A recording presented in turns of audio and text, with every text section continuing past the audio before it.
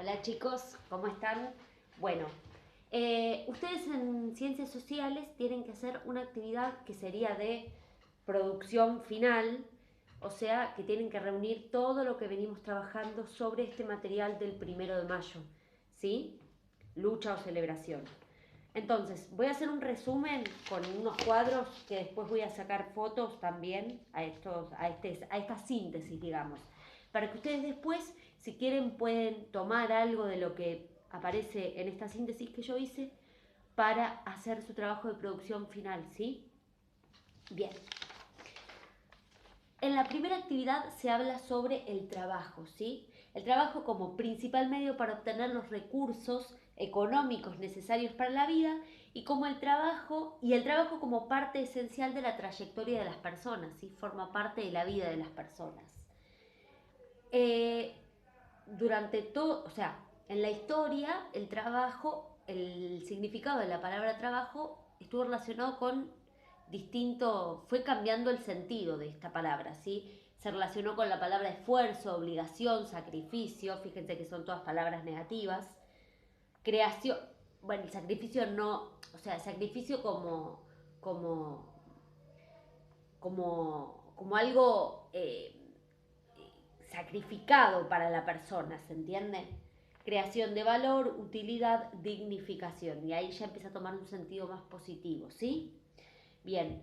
Eh, con la aparición del capitalismo, el trabajo se vuelve la tarea para poder sobrevivir, porque nada, uno trabaja para obtener el capital, el dinero, para comprar alimentos, para pagar un alquiler, para comprarse una casa, ¿sí? Para poder sobrevivir. Bien, y con el desarrollo industrial aumenta la explotación de los trabajadores. Entonces es a partir de esta inequidad, o sea, de esta falta de igualdad, que aparece la lucha para obtener los derechos laborales. ¿Sí? Bien.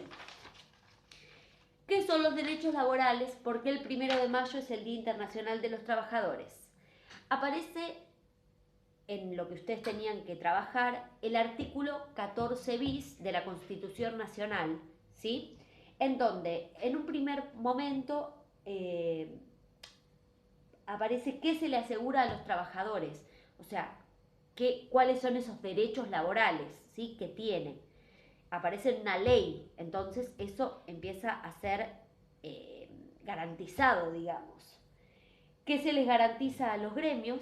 ¿Sí? Y las obligaciones del Estado. El Estado como principal garante de estos derechos laborales. Aparece el Estado como principal garante. ¿Sí? Ustedes después pensarán por qué el Estado como principal garante. Bien.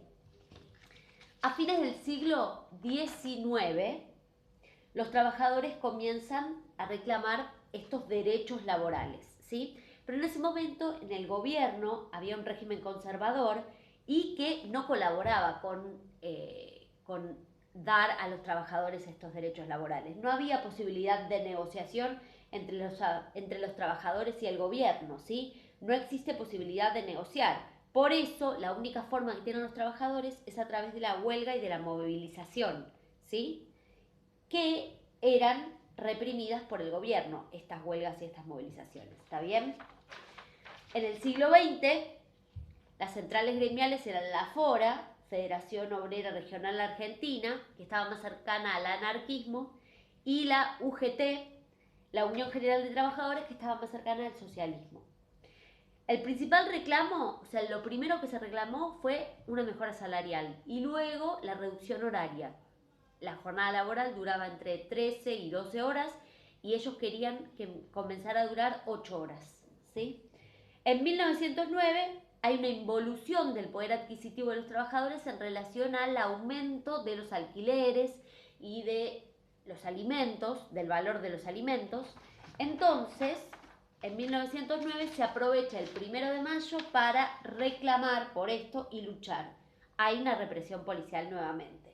Y a partir de esta represión policial, la FORA y la UGT convocan a una huelga general. ¿Sí? La medida dura una semana, y ahí estaba el texto que ustedes leyeron sobre Semana Roja, y el 9 de mayo hay una asamblea de gremios en donde se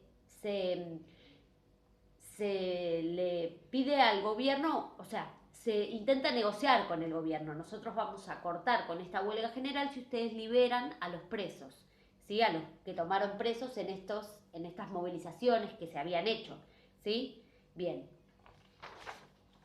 Finalmente se liberaron a los presos y se levanta la huelga general, ¿sí? ¿Qué pasó el 1 de mayo en el mundo y en la Argentina? Bien, trabajo con imágenes.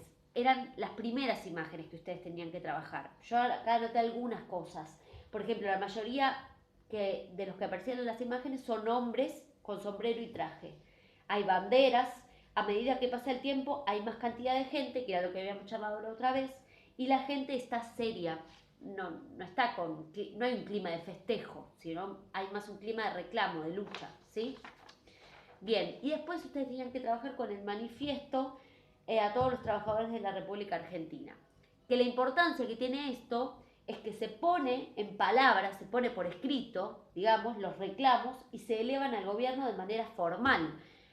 Toma una formalidad esto que reclamaban los trabajadores, ¿sí? Está escrito en un papel y se eleva al gobierno. Se basan en el manifiesto escrito en París en 1889, un año atrás, ¿sí? Bien.